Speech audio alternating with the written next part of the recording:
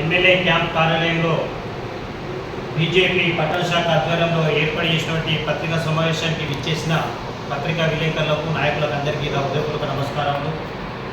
ఇక్కడ ఎమ్మెల్యేగా రాకేష్ అన్న గెలిచిన తర్వాత ఈ ఆర్మూర్ అసెంబ్లీని ఒక అభివృద్ధి పథంలో నడిపించాలని, అర్హులైన వారికి సంక్షేమ ఫలాలు అందించాలని ఒక సంకల్పంతో వారు గెలిచిన తర్వాత సంబంధిత మంత్రుల చుట్టూ ఇరిగేషన్ కానివ్వండి, ఆర్ఎంపీ కానివ్వండి, పంచాయతీరాజ్ కానివ్వండి, వైద్య ఆరోగ్య శాఖ మంత్రి కానీ ఇది వివిధ మంత్రుల వద్దకు వారు అన్ని ప్రపోజల్ తీసుకొని ఇంతకుముందు మా ఖచ్చితంగానే చెప్పినట్టు ప్రపోజల్ వారు పెట్టడం జరిగింది.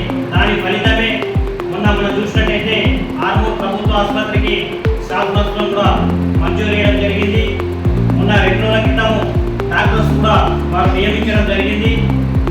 ఈ మన ఎమ్మెల్యే గారు ఏదైతే మంజూరు చేస్తున్నారో వారి వినతి పత్రికపై ప్రభుత్వం మంజూరు చేస్తుందో దానిని నకలు కొడుతూ మేమే మంజూరు చేస్తామని ఇక్కడ ప్రజలు తిరస్కరించినటువంటి కాంగ్రెస్ నాయకులు ప్రెస్ మీట్లు పెట్టడం, సోషల్ మీడియా పెట్టుకోవడం భారతీయ జనతా పార్టీ సిగ్గుచేటుగా భావిస్తూ ఉంది. ఒకవేళ మీరు ప్రజలకు మేలు చేయాలని అనుకుంటే, ప్రజలకు సరైన పాలన మీరు అందించాలని మీకు చిత్తశుద్ధి ఉంటే మీ మంత్రుల చుట్టూ, మీ ముఖ్యమంత్రుల చుట్టూ మీరు తిరిగి మొన్న ఏదైతే రేవంత్ రెడ్డి గారు నేను రైతు రుణమాఫీ చేసినా అని మీరు ఏదైతే బ్రహ్మాండంగా ర్యాలీలో పాలాభిషేకాలు చేసుకున్నారో అది మేము ఒక సిగ్గుచేటుగా భావిస్తూ ఉన్నాం.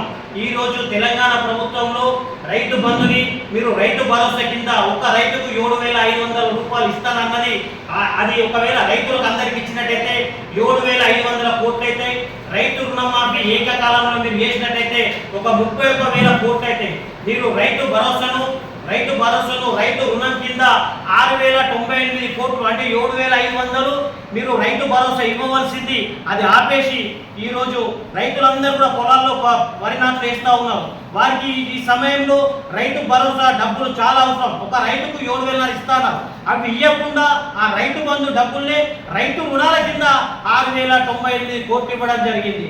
అది కూడా ఎట్లా ఉందంటే నేను మొన్న ఒక సొసైటీకి వెళ్ళిన ఒక అధికారిని అడిగినట్టయితే అక్కడ ఏంటి పరిస్థితి, దాదాపు 600 చిల్లర 1 లక్ష రూపాయల లోపు రైతులు రుణాలు తీసుకుంటే దాదాపు 60 చిల్లర మందికి వచ్చినాయి. అంటే మీరు దాదాపు 10% మంజూరు చేసారు.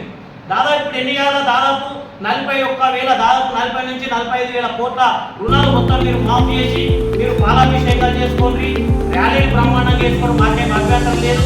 ప్రజా సంక్షేమ ధ్యేయంగా మీరు నడపాలనుకుంటే ప్రజలకు ఇచ్చిన దాన్ని మీరు వాగ్దానం చేసిన దాన్ని మీరు నిరూపించుకోలేదు తప్ప మా ఎమ్మెల్యే గారు ఏ అధికారి దగ్గర పోతున్నారు, మా రాకేష్ అన్న గారు ఏ మంత్రి దగ్గర పోతున్నారు, ఇవి మంజూరైతున్నాయి ఆ కాగితాలను తీసుకొని మేమే మంజూరు చేసినామని చెప్పుకోవడం చాలా సిగ్గుచేటుగా భారతీయ జనతా పార్టీ భావిస్తూ ఉంది.